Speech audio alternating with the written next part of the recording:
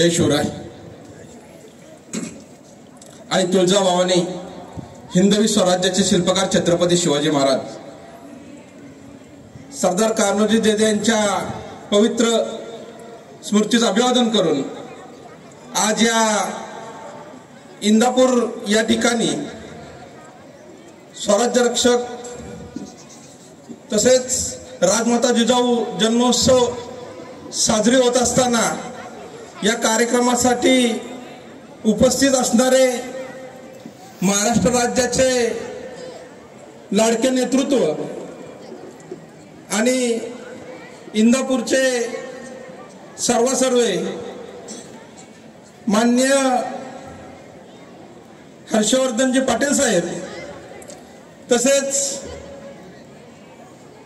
सर्व व्यासपीठ ज्यांनी हा कार्यक्रम घेतला ते सर्वच शिवभक्त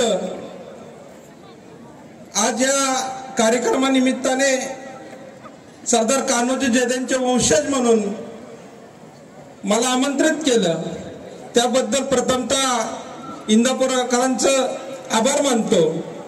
आणि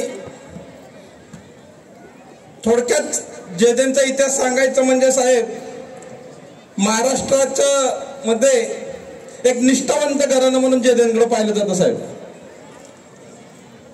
आज जेजेंचा इतिहास सांगायचं म्हणलं तर सरदार कान्होजी जेजे हे कारेगावमध्ये त्यांचा जन्म झाला, परंतु त्यावेळेस देखील आत्ताच्या राजकारणासारखं थोडंसं द्वेष मारामारी हे त्यावेळेस होतं साहेब.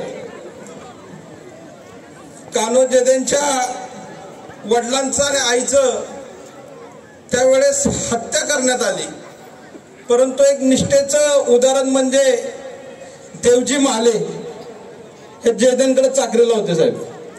आणि त्यावेळेस त्या हल्ल्यामध्ये देवजी महालेंनी कान्होजी जेजेंना त्यावेळेस वाड्यातून बाहेर काढून डोंगर दऱ्यातून वाचवलं आणि तव्याला पासलकर म्हणजे जेजेंचा आजोळ साहेब त्या पासलकरांचं बाजी पासलकर हे मामा मंडळी आणि त्या बाजी पासलकरांच्याकडं जेजेंना नेलं.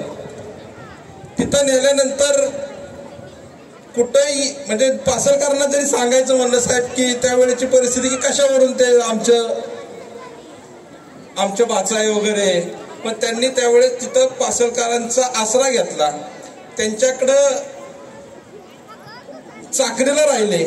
चाकरीला राहत असताना त्या मुलाचा सांभाळ करत असताना त्यांच्या काही लोकांच्या लक्षात आलं की बाबा ही व्यक्ती त्या मुलाला वेगळी ट्रीटमेंट देते. त्या मुलाच्या लहान बाळाच्या पाया पडून आधी त्यांना भरवणे हा काय प्रकार आहे. मग त्यांना कैद करून पासलकरांकडे साहेब नेण्यात आलं आणि बाजी पासलकरांना सांगितलं की ही व्यक्ती असं असेल. मग त्यांच्याकडून खरा इतिहास जाणून घेतला. मग त्यांनी ते सगळं सांगितल्यानंतर पासलकरांनी कान्होजी जेजेंचा सांभाळ केला. सांभाळ करून वयाच्या 16व्या वर्षानंतर त्यांचीच मुलगी देऊन त्यांचा विवाह केला. त्यानंतर कारी या ठिकाणी एक फौजफाटा देऊन पुन्हा एकदा ते जे गेलेलं क्षेत्र असेल जे काबीज करून दिलं आणि त्या ठिकाणी त्यांचं वास्तव राहिलं. जेजेंना बिदरच्या बादशाहकडून त्यावेळेस इनाम मिळाली होती साहेब. महाराजांनी कोणाला वतनं दिली नाही. वतनं ही त्यांनी बंद केली. आपण बघत होतो की वतन बंद केल्यामुळे महाराजांना सुद्धा बराचसा त्रास झाला या गोष्टीचा. त्यानंतर सरदार कान्होजी जेजे एकमेव सरदार असे होते की आपले सहकारी फुटू नयेत, आपले सहकारी कुठं जाऊ नयेत वतनापायी. त्यामुळे स्वतःचं वतन त्यांनी आपल्या सहकार्यांना देऊन आपले सहकारी थांबवले, महाराजांच्या सेवेस ठेवले. त्याच्यानंतर जे अफजल खानांचं पहिली जे खलबत्ते मीटिंग झाली ती सरदार कान्होजी जेजेंच्या वाड्यामध्ये झाली.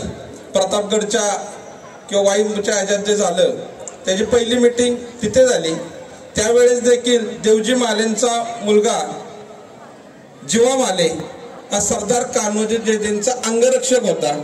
आपल्या जवळचा कोणतरी त्या ठिकाणी पाहिजे महाराजांबरोबर, त्यासाठी आपला अंगरक्षक छत्रपती शिवाजी महाराजांना त्यावेळेस दिला.